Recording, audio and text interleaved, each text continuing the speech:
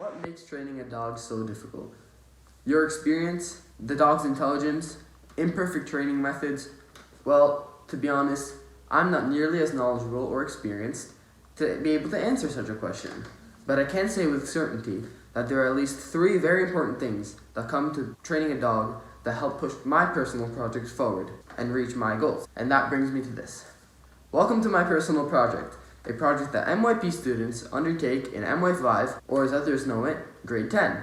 This project is about choosing something that is important and personal to you. Whether it's building a robot, designing a Mars rover, or having an art exhibition, as long as it describes you and is personal to you, legal and allowed, you can make a product out of it. If it wasn't clear enough, I chose to train my dog, Blue. This is Blue. He is a border collie, a breed said to be the smartest dog on earth. He's loving, super smart, and not to mention absolutely adorable. I mean, just look at him.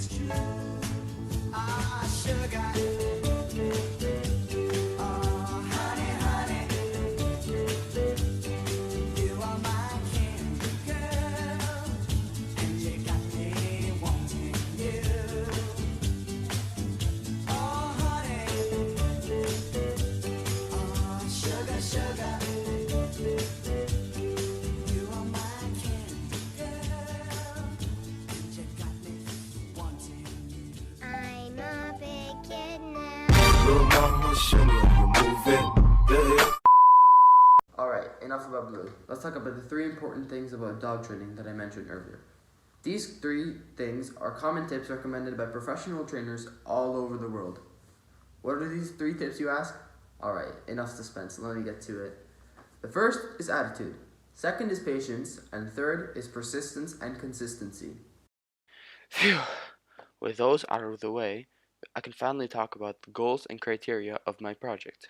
I set out to do at least 12 tricks, attempt to try one very complicated trick, and a trick routine about 1 minute long. The criteria, the requirements, to get a high grade for this project was that I would set a highly challenging goal, check I suppose, and have a product to show for it, a 14 to 15 minute video. This is a simplified explanation, of course. Great.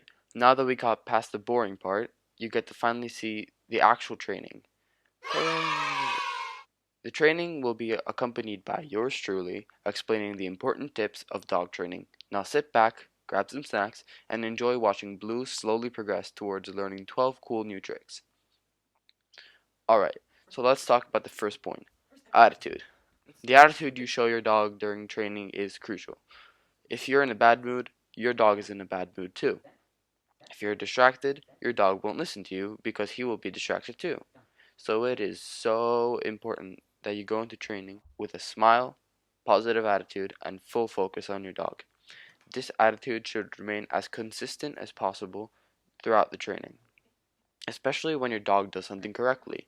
Not only should they be rewarded with a treat or a toy, they should also be told that they did good, and as you can see, pet and congratulated.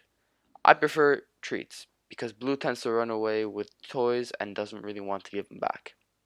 The tone at which you speak to your dog with is very important as well because you can't just yell at them every single time that they do something bad. You gotta positively reinforce them and be like, okay, buddy, it's fine. Try next time. We'll do it again. If you keep on talking to your dog with an angered tone, sooner or later he'll just stop listening to you. Which brings me to my next point, patience.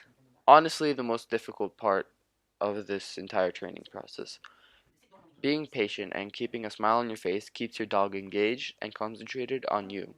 I'm usually a pretty patient person, although with tricks like the sit pretty, which took Blue almost 2 months to learn almost perfectly, I tended to rage quit after a while. I later on realized that it was a bad attitude to have, because I should have just moved on to another trick instead, and gone back once in a while to practice it. Last but not least comes the third point: persistence and consistency. This might be the most important point of all. Something I should have realized earlier in the project. Keeping consistency not only means training Blue regularly, but also keeping the same body language and vocal commands when I would tell him to do a trick. Using the same command is especially hard when you have a family that could be using a different signal. To avoid this, I had to teach my family how to do the tricks along the way too. So instead of just teaching Blue, I ended up being my family's personal trainer. When training, it is very important to not just give up. You have to push your dog a little, or else he won't be able to surpass his limits, and therefore won't be able to do the tricks he wasn't able to do before. But wait, if you think about it, the 3 points: attitude, patience, persistence, and consistency, it does fairly resemble the points that make a good student. Hmm, maybe I should hide this project from my teachers. Anyway, let's talk about the training itself. The training typically consisted of 5 to 15 minutes of training 5 to 10 times a week. I tried to record every so often, but I had a bad tendency of forgetting to record. Yeah, not good. But in the end, I had more than enough footage. I don't know exactly how much, but it was somewhere around like an hour and a half of footage. I would train Blue outside when it was nice and bright, and inside when it was night or raining. I don't like training indoors because Blue kept on slipping on the stone floors, and it made it especially hard to teach him tricks like jump. He also had a little trouble learning jump because he would just jump on me, which is something he wasn't supposed to do. During the project, Blue learned 13 tricks. I know what you must be thinking. I thought you said he learned 12. Well, yes, I was planning on having 12 tricks, but he learned bow really quickly, and I had a little extra time, so I taught him another trick. The 13 tricks are peekaboo, peekaboo sit, roll over, play dead, jump, take a bow, kiss, spin, twist, sit pretty, back up, jump over, and heel, which I decided to use the word passo, which in Italian means heel, because I just thought it would be easier. Aside from this, I attempted to teach him other tricks, for example, crawl and figure eight. I tried a few other tricks, but I forgot to record them. Aside from all this, there was also the backstall, the advanced trick, that I attempted but sadly wasn't able to do. It should have gone like this,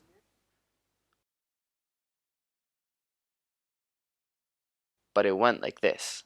Calm down, no break, no break. Alright, we're gonna try. Wait, where did all of the footage of my backstall go?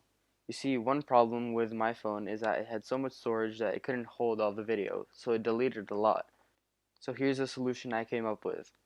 Wait, where did the backstall footage go? I better think of something. Ooh, I got it. You, follow me. Now that I had my brother as an assistant, things would go much easier. Or so I thought.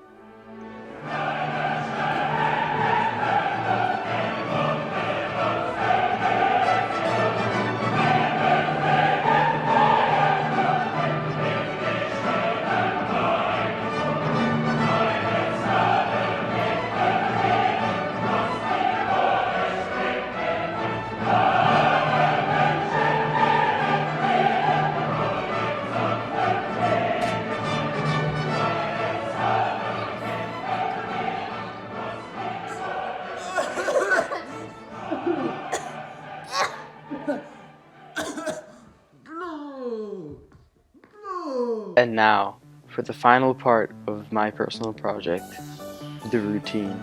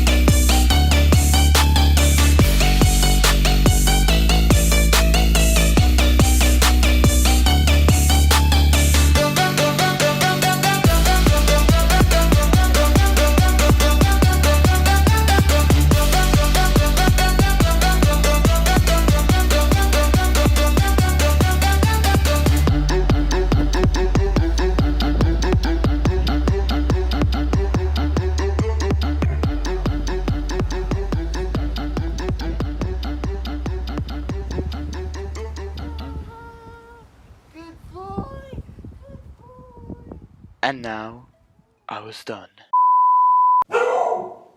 Questo era Bark? Bark! There we go, 15!